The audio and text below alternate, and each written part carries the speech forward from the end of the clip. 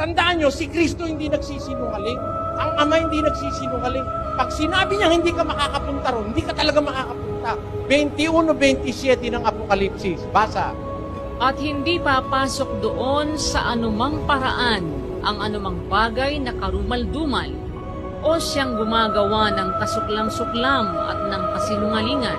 Hindi naman nagsisinungalingan Diyos eh. Pag sinabi niya, hindi makakapasok doon yung mga masasama. Ayan, yung mga yung Lunes, lasing Martes, lasing Miyerkules, nasa kasino, Webes, nasa kabaret, hindi ka makakapasok doon.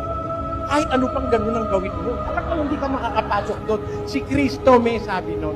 Huwag natin lokohin sarili natin. Sabi ng Diyos, hindi makakapasok doon ang lasenggo. Hindi naman kita hinahatulan. Mahal nga kita, kaya ko to sinasabi. Sabi niya, sugarol ka, hindi ka makakapasok doon. Sugal ka ng sugal, papakain mo na lang sa pamilya mo, itataya mo pa sa wete. Huwag na. Pagka puro kalayawan ang ginagawa mo, puro makamundong bagay, hindi ka raw makakapasok doon. Ang may sabi nun, ang Diyos na hindi pwedeng makabakak.